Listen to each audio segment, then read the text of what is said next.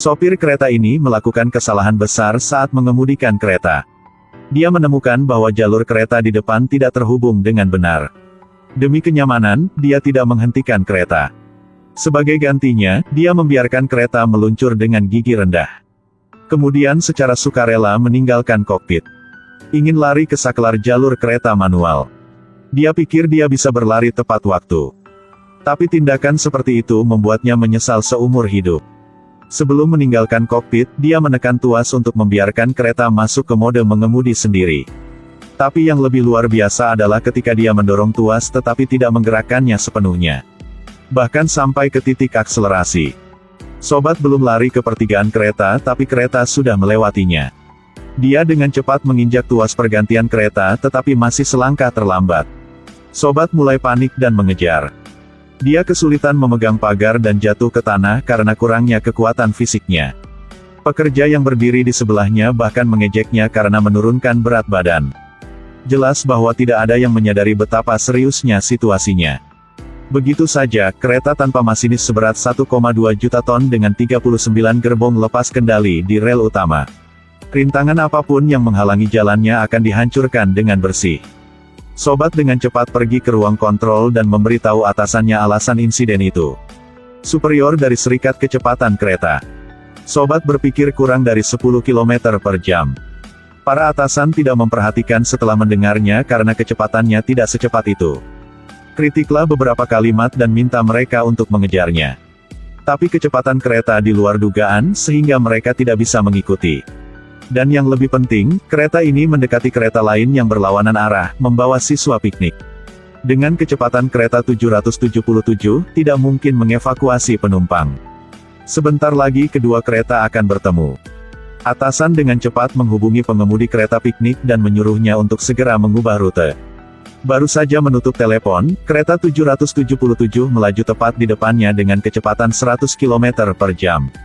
Melihat dua kereta akan bertabrakan, dengan pengalaman yang kaya dari seorang pengemudi kereta piknik yang mengalihkan kereta ke sisi jalan. Dua kereta saling berpapasan. Anak-anak di kereta dengan penuh semangat menyaksikan kereta 777 lewat. Anak-anak masih tidak tahu bahwa mereka baru saja melewati kematian. Kereta yang penuh dengan bahan kimia ini telah lepas kendali. Saat ini sedang melaju kencang tanpa pengemudi. Menabrak setiap rintangan di jalurnya. Segera berita itu menyebar ke seluruh Ohio. Stasiun TV mulai melaporkan. Para pemimpin senior perusahaan kereta api juga menerima berita itu. Ruang kontrol menyarankan kepada atasan untuk segera memikirkan cara agar kereta keluar dari rel.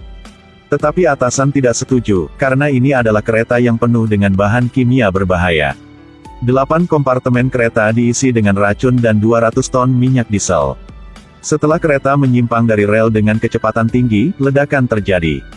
Dan bahan kimia yang bocor akan berdampak serius pada ratusan ribu orang dan lingkungan ekologi di sekitarnya.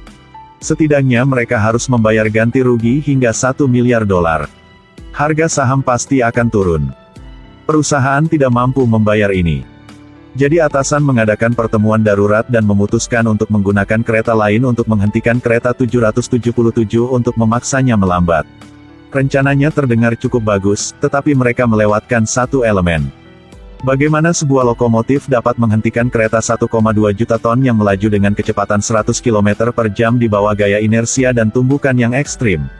Meski sangat sulit dilakukan, pengemudi yang bertugas kali ini adalah Jude Stewart yang memiliki pengalaman 26 tahun di industri tersebut. Dia mempertaruhkan nyawanya untuk mencoba. Setelah beberapa kali bertabrakan, kereta 777 pasti melambat. Dari 100 km per jam dikurangi menjadi 40 km per jam. Selanjutnya, seorang pengemudi mencoba mendarat di udara dan bersiap memasuki kokpit kereta 777. Tapi sebelum mereka bisa berdiri diam, kedua kereta itu bertabrakan lagi. Kekuatan benturannya begitu kuat sehingga pengemudi lain terlempar keluar, di tempat. Pendaratan gagal tetapi Jude masih tidak menyerah. Dia ingin memimpin kereta 777 ke kereta bawah tanah. Tapi keretanya cepat dan wasitnya terlalu besar, jadi lokomotif kecil ini tidak bisa melakukannya.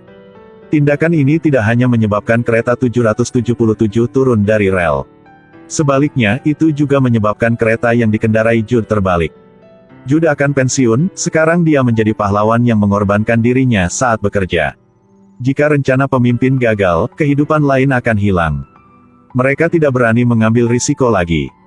Bersiaplah untuk mengikuti saran dari ruang kendali instrumentasi di kota depan. Untuk mengerem kereta 777. Hari ini, semua orang di perusahaan menghentikan apa yang mereka lakukan. Mereka sedang menonton sebuah acara. Ini terkait dengan kehidupan dan kematian orang-orang di seluruh kota. Polisi segera mengevakuasi warga sekitar. Setelah mengukur kecepatan, mereka menemukan bahwa kereta 777 telah mencapai kecepatan 120 km per jam. Pekerjaan persiapan selesai, sekarang tinggal menunggu kereta tiba di stasiun rem. Tapi di depan, ada kereta datang. Sebagai pengemudi Frank dan Will, karyawan pada hari pertama kerja. Ketika mereka menerima berita itu, kedua kereta berjarak kurang dari 10 km. Untungnya, ada belokan di tengah. Dengan pengalaman yang kaya, Frank menabrak kereta ke belokan dan melarikan diri. Tapi karena kompartemen kereta terlalu panjang, kompartemen terakhir masih bertabrakan dan pecah. Tetapi ketika kedua lokomotif itu saling berpapasan, Frank menemukan bahwa terminal kompartemen kereta akhirnya terbuka. Dia tiba-tiba memikirkan cara. Itu untuk meninggalkan seluruh kompartemen kereta dan mengejarnya. Gunakan lokomotif Anda untuk mengaitkan ekor 777 ke belakang. Kemudian tarik kembali untuk memperlambat. Tetapi para pemimpin perusahaan tidak setuju. Peralatan sudah berjejer di depan kereta untuk mengerem kereta, tidak perlu mereka menjadi pahlawan. Dia percaya bahwa perangkat ini tidak menghentikan kereta 777. Jika rencananya gagal, kereta akan menyimpang di kota berikutnya dan meledak. Menyebabkan kecelakaan yang tidak dapat diperbaiki. Segera setelah dia mengatakan itu, kereta 777 mendekati titik rem kereta yang telah diatur sebelumnya. Seperti yang diharapkan, tebakan Frank benar. Perangkat rem tidak bisa berbuat apa-apa. Sekarang kita hanya bisa menaruh harapan kita pada Frank dan Will. Dua masinis kereta melaju ke depan. Karena mereka hanya mengendarai satu lokomotif, mereka dengan cepat menyusul kereta lainnya. Frank mengemudi dan Will mengambil alih. Koneksi pertama gagal. Tidak hanya itu, tetapi juga melubangi kompartemen kereta. Tapi mereka tidak menyerah dan terus mencoba lagi. Untungnya kali ini berhasil. Tapi ketika gembok terkunci, Will melukai kakinya. Waktu sangat mendesak, kereta berjarak kurang dari 10 km dari kota di depan. Yang lebih menakutkan adalah mereka harus melewati tikungan. Tikungan ini tidak dapat dikendarai dengan kecepatan lebih dari 40 km per jam, jika tidak maka akan terbalik. Dan di bawah tikungan adalah tangki minyak besar. Begitu kereta terbalik, konsekuensinya tidak terbayangkan. Pada titik ini, lokomotif Frank ditarik ke titik percikan. Pada saat kritis, Will cepat berpikir. Jika Anda membuka rem di setiap kompartemen, itu mungkin akan berfungsi. Tapi dia terluka jadi dia harus membiarkan Frank melakukannya. Berteriak dari kompartemen ke kompartemen dengan upaya Frank, kereta akhirnya melambat. Tapi kecepatannya masih terlalu cepat. Ini tikungan utama di depan, sekarang kita harus melihat kehendak langit. Untung keretanya miring tapi tidak terbalik. Mereka berhasil melewati tikungan. Langkah selanjutnya adalah memikirkan cara untuk menghentikan kereta. Pada saat ini, cakram rem terlalu panas, menyebabkan sistem rem kolaps. Kereta terus melaju. Frank ingin lari ke kokpit, tapi karena jarak dari kompartemen depan terlalu jauh, dia tidak bisa melompat. Jadi apa yang harus dilakukan? Tiba-tiba sebuah mobil kecil datang. Sopir menyuruh Will melompat ke kompartemen belakang, pengemudi melewati kompartemen pertama. Semua pengikut berkeringat dingin mengikutinya. Akan mengumpulkan keberaniannya dan membidik momen yang tepat.